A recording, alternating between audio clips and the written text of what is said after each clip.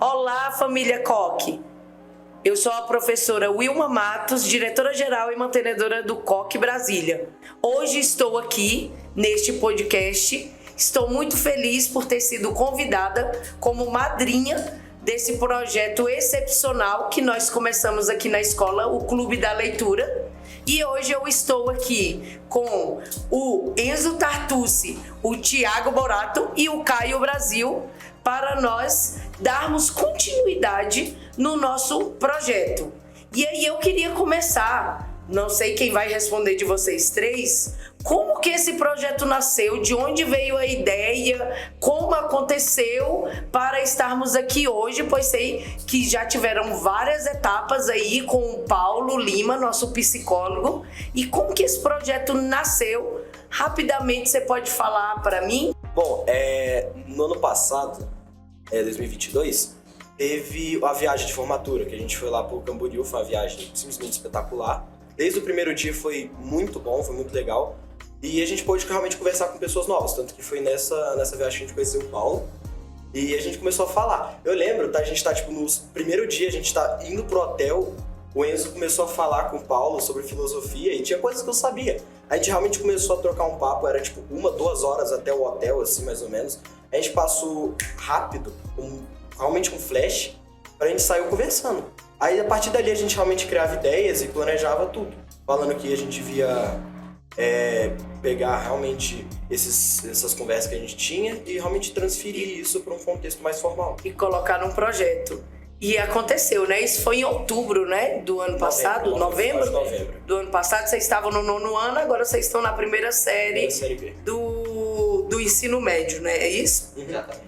É muito legal a gente saber que numa viagem de formatura, vocês linkados com o nosso psicólogo escolar, o Paulo Lima, nasce um projeto muito grandioso e que não é obrigação participar desse projeto. Hoje nós temos na unidade do Sudoeste, quantas pessoas participando desse projeto? Arrisco dizer umas 10. O Paulo tá aqui falando mais ou menos, umas 10, né, Paulo? Umas 10 pessoas. Lá no Jardim Botânico a gente atendeu também em torno de 12 a 15 pessoas e foi legal. Foi ontem, por um acaso, que nós começamos lá. E quando a gente terminou, foi muito interessante quando a gente liberou os alunos, que a professora de literatura, a professora Ana Cristina, veio até o auditório falando: eu quero participar, porque a gente ainda não tinha feito o convite a ela e passamos para ela: você é a próxima, está participando, eu só estou abrindo, Ana Cristina, mas... e aí ela vem com uma novidade dizendo pra gente que outros alunos da turma também querem participar do projeto. Então é um projeto, como eu falei ontem, com os nossos alunos do Jardim Botânico. É apenas um pontapé que vocês estão dando início e um clube da leitura hoje faz um grande diferencial dentro de uma escola. Como antes aqui a gente se preparando para o podcast, eu perguntando para o Tartucci por que vocês escolheram esse título, achei legal, é filosofia, eu gosto de filosofia, então saí um pouco ali daquelas obras literárias obrigatórias para serem lidas no ensino médio. E dando continuidade, o que vocês acharam da escolha desse título num primeiro momento? Bom, meu nome é Caio, sou do primeiro B. E essa escolha desse livro, né, o Arte de Escrever de Schopenhauer, foi um livro assim que me interessou, porque nos colégios que eu estudava nunca teve assim um clube da leitura, um clube que acolhesse assim quem lê, faz debate, podcast, e foi um negócio muito assim novo para mim, sabe? E esse livro Arte de Escrever eu achei muito legal, até porque é um tema que eu acho que a maioria da gente gosta, assim, os adolescentes que é filosofia. Acho que não tem assim ninguém que não vai gostar de filosofar uma hora. E a Arte de Escrever é um livro muito legal porque vai ter uma hora que a gente vai ter que estudar sobre Schopenhauer. E o professor vai falar sobre a arte de escrever. Então a gente lendo esse livro, a gente já vai estar um pouquinho à frente, já vai ter uns conhecimentos a mais. Seria interessante assim a gente adquirir, né? Pra quando a gente tiver aula, assim, a gente conseguir ajudar o professor, assim, complementando o que ele falar. Seria isso. É porque, na verdade, ele discute muito a escrita, não é isso? Na obra. E como você falou, Caio, é interessante porque vocês tiveram vontade de sair um pouco dessas obras obrigatórias, não foi algo obrigatório, e que no final eu já dei uma olhada aqui nos livros de vocês, até comparei o livro do Tartuce aí com outros livros, tá bem manuseado, bem usado, né? E vocês destacaram muitos pontos, na verdade. Se eu começar aí a destacar mesmo, eu acho que eu destaco mais ainda. Eu sou daquelas que sai destacando tudo, como você, o Enzo. E aí eu queria saber, desses tópicos que você destacou, você destacaria algum, o Enzo? Obrigado, Vilma. Eu achei um tópico bem interessante aqui no livro. A gente consegue fazer diversos paralelos com a arte de escrever de Schopenhauer e o mundo contemporâneo. Diversas coisas que surgiram, inclusive, nessa época, que refletem até hoje. E é interessante destacar que ele é de 1851, né? Século XIX. Sim. Então você ainda consegue conectar com os dias atuais. Sim. Tem um trecho dele aqui.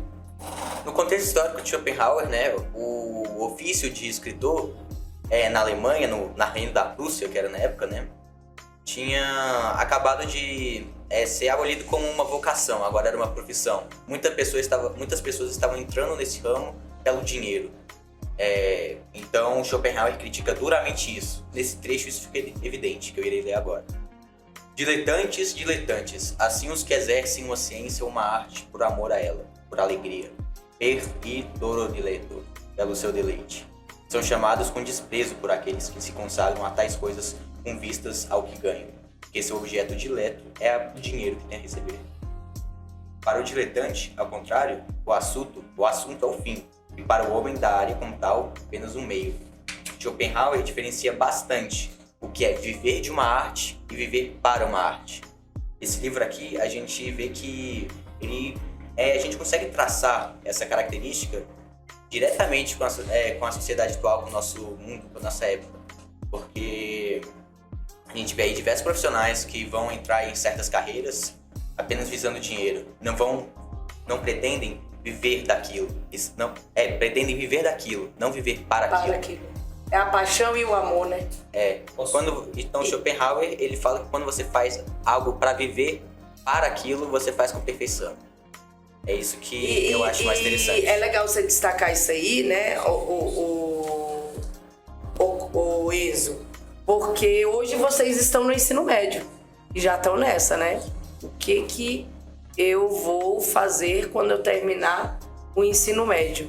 Então é algo mesmo da gente pensar, refletir e fazer a escolha certa. E como que eu tô fazendo a escolha certa? Tá aí uma dica, né? Eu poderia dizer que esse livro realmente mudou minha mentalidade sobre muitas coisas. Sobre essa escolha da vocação, da profissão, foi uma delas. Mudou minha forma de pensar, por isso que eu acho que é um livro extraordinário para quem ainda tá nessa etapa da vida. Uma coisa que eu gostaria E mudou você... Só um minutinho, desculpa, o Thiago. Você tinha alguma ideia do que, depois do seu ensino médio, que você ia seguir? Mudou essa ideia ou não?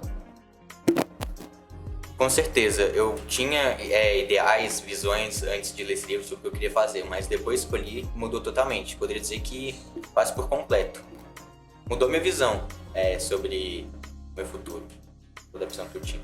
Eu acho que é um livro essencial para quem, como eu disse, está nessa etapa da vida, ainda não escolheu. Então nós não vamos entrar aqui em detalhe, nós vamos depor lá na sala do Paulo para você conversar com o Paulo, né? Seus pais já sabem disso? O antes e o depois do livro? Sabe. Ótimo. Bom, só acrescentando, voltando um pouquinho no que ele tinha falado sobre aquela questão de as pessoas viverem pela arte e para a arte, eu entro num tema aqui que Schopenhauer escreveu. Em geral, quem escreve para os tolos encontra sempre um grande público, a fim de que nosso tempo destinado à leitura, que costuma ser escasso, seja voltado exclusivamente para obras de grandes espíritos de todos os tempos e povos, para os homens que se destacam em relação ao resto da humanidade, que são apontados tais pela voz da notoriedade. Toda essa questão realmente envolve o que o Enzo falou. de realmente as pessoas fazerem algo pelo dinheiro. Então nós percebemos hoje que um ator como Schopenhauer, que tem realmente uma profundidade envolvendo toda a obra, tem inclusive um contexto adaptado para hoje, dependendo da interpretação de muitos, é excluído tanto pela forma de ser antigo, inclusive eu tinha comentado isso antes de começar do positivismo, ele fala que realmente ao longo do tempo a humanidade só evoluiu, então quer dizer que pela essa ideologia os livros mais novos são melhores? Não exatamente, temos muitos livros hoje em dia são extremamente fúteis comparados a, por exemplo, esse livro, até mesmo comparado a outros livros desta época. Então, realmente, essa questão de fazer algo pela vocação pode mudar a vida de muitos, como realmente mudou a do Enzo. Ótimo. Eu fico feliz. E assim, indico, eu acho que vocês também indicam, né? Essa obra para os colegas de vocês. Com certeza. Mesmo que não esteja dentro da nossa programação, da escola, mas com certeza vocês indicam, porque já fez mudança aí e com certeza fará mudança na cabecinha de outros alunos também. E aí, dando continuidade, não sei quem pode responder, eu devo fazer esse questionamento. Qual seria um ponto forte, pode ser para você, ou Caio, qual seria um ponto forte dessa obra que você destaca? E ir um pouco mais além. Para vocês irem pensando enquanto ele responde, tem algum ponto fraco dessa obra? Aí vocês me respondem após o Caio. Bom, eu queria falar primeiro o ponto positivo, que seria que esse livro, ele é um livro assim, inspirador, que encanta várias pessoas que leem ele e que tem uma linguagem muito acessível, até que assim, não precisa ser um leitor nato, se você ser um leitor iniciante, você vai conseguir entender o que ele quis dizer, o que ele quer falar, e você vai sentir mais vontade de ler depois que você ler esse Até livro. porque no decorrer da leitura dá para você entender o que ficou em aberto lá atrás, né? Exatamente. Esse livro também é cheio de elementos valiosos sobre a escrita que liga a teoria à prática. E outra coisa, ponto fraco agora, seria que Schopenhauer nesse livro, como era no século XIX, ele acabava sendo bastante direto, assim. Ele acabava criticando sem medo. Outros escritores, Sim, né? ele criticava a maioria dos escritores da época dele. Mas ele foi, assim, tanto é que gênios que vieram depois, como Albert Einstein, se inspiraram nele, assim, em alguns atos que ele fizeram, que ele escreveu nesse livro. Então acho que seria isso. Freud, né? Também, Ótimo. E vocês têm algum ponto fraco? É que, como eu disse, eu gosto muito de adaptar toda a escrita e até mesmo o contexto histórico que eu realmente gosto de avaliar toda a história, eu adoro história. Então realmente torna a leitura, não só como o Caio disse, tem palavras, tem termos muito menos técnicos do que realmente pessoas mais cultas, como até mesmo Schopenhauer usa, torna a leitura muito fluida. Então, o livro são por volta de 160 páginas. Você consegue terminar ele uma tarde. O livro tem uma leitura fluida, não só não é muito pequeno comparado ao meu palmo, etc. Realmente Até porque é uma coisa gostosa de ler. É gostoso de ler, né? Sim, pra mim, Thiago, não achei nenhum ponto negativo. Algumas coisas podem ser menos valiosas do que outras, mas em geral não foi nada fraco. Eu gostei bastante do livro, como eu disse, ele mudou a mentalidade, mas a gente não pode ser anacrônico, né? Schopenhauer é do século XIX, ele tem uma mentalidade diferente, mas adequada para a época. Na verdade, nem adequada para a época, ele se diferenciava dos demais escritores. Inclusive, foi por isso que ele se diferenciou e se perpetua até hoje. Uhum. Então, mas ele tem alguns pontos. Principalmente no contexto histórico, como o Tiago também tinha dito, sobre a ascensão da escola positivista, também estava nessa ascensão nessa época, mais à tarde também, o determinismo geográfico de Hatzel, crescia uma ideia de nacionalismo, né? Então Schopenhauer, ele coloca a língua, dá para entender pela leitura que ele coloca a língua alemã bem à frente das outras. Desvaloriza, coloca só as línguas antigas, ele elogia o grego antigo, o latim, mas das línguas ali contemporâneas dele, ele coloca o alemão bem à frente das outras. Inclusive tem uma parte aí que ele desce, ele destrói a língua chinesa. Fala que ela não realmente como espírito da língua, porque a língua você transmite palavras com conceitos. Palavras e conceitos, sonoridades representam os conceitos. Ele fala que começa errado quando os chineses se representam por símbolos. Uhum. Então o Schopenhauer ele pode ter, às vezes, uma mentalidade que não é adequada para nossa época, mas não necessariamente que isso seja algo ruim. É errado a gente fazer um anacronismo, né? Falar que criticar com a nossa mentalidade hoje do século XX, ele do século XIX. Então, olhando pro nosso ponto de vista, tem alguns pontos que poderiam ser criticados. O livro foi considerado uma referência da área, como a gente estava discutindo antes, na área da habilidade de escrita, mas sabendo que essa habilidade de escrita é também vindo da criticidade, da mentalidade de cada um. Quer falar mais um pouquinho? Uma outra questão também, como o Thiago disse, esse livro aqui, o Caio, desculpa, disse, esse livro aqui tem uma linguagem bem direta. Schopenhauer, ele isso era o que ele mais valorizava em seus livros, a linguagem direta. E ele até dava dicas para os outros escritores, mas, a linguagem direta, ele gostava coesa. Ele valorizava a linguagem direta, não a popular. A linguagem devia ser direta, mas erudita. Certo. Então, por isso aqui a gente tem um filósofo contemporâneo de Schopenhauer, que era Friedrich Hegel. Quem estuda filosofia sabe que Hegel tem uma leitura muito difícil.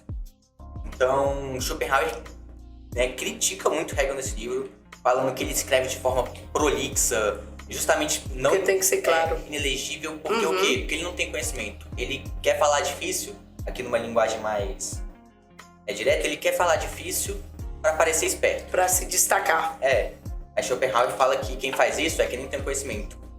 Porque quem realmente tem o conhecimento consegue descrever ele da forma mais simples possível. E também é importante destacar que ele dá dicas para outros escritores, até mesmo para vocês hoje, que é o que está valendo a leitura, para escrever com emoção. Que muitas pessoas hoje têm medo, não escrevem com emoção. É o que você, Caio, estava destacando, Thiago, estava destacando da escrita atual de vários autores bons, mas que não tem links, não tem curtidas no Instagram, mas se destaca mais do que um autor bom, não é isso? Sim. Podemos também, um ponto que eu acho interessante dele é que ele realmente valoriza muito a língua, digamos, numa forma traduzida, a língua natal de uma obra.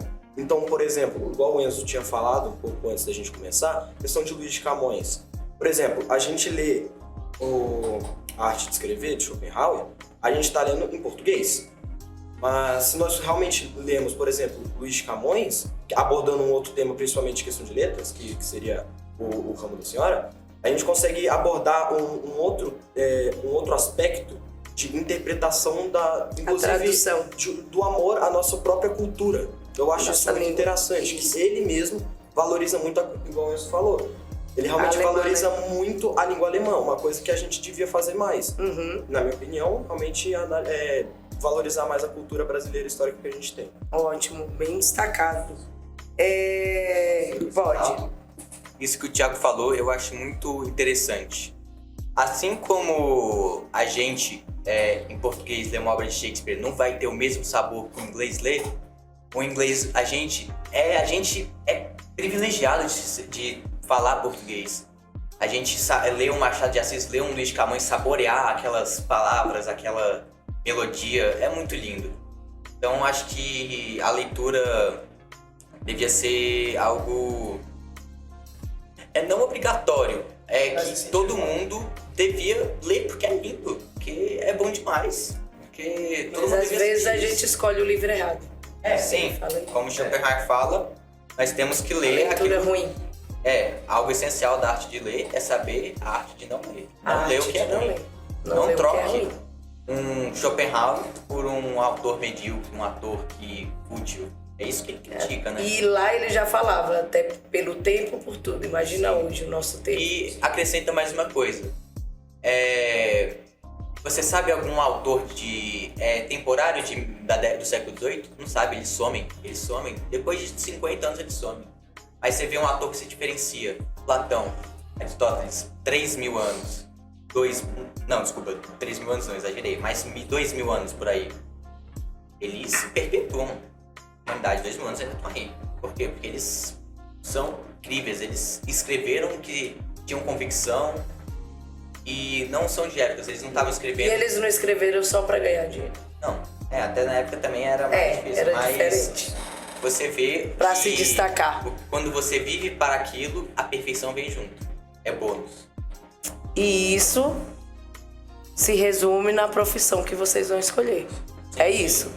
Quando a gente faz com amor, com carinho, com vocação, é um diferencial muito grande. A leitura também é uma coisa, como eu disse, é prazerosa. Então, por exemplo, eu li, não só porque era um projeto que nós estávamos fazendo, mas também porque eu já me interessava. Então eu busco livros, por exemplo, O Príncipe, de Nicolau Maquiavel, até A Arte da Guerra de Sun Tzu, até mesmo livros, por exemplo, A República de Platão, que o Enzo leu. O Enzo domina muito essa área, eu acho super interessante.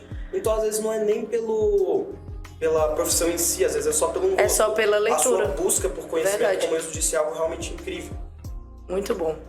Então, assim, eu tinha organizado aqui para finalizar essa pílula, lembrando que aqui dá pra gente passar horas e horas conversando.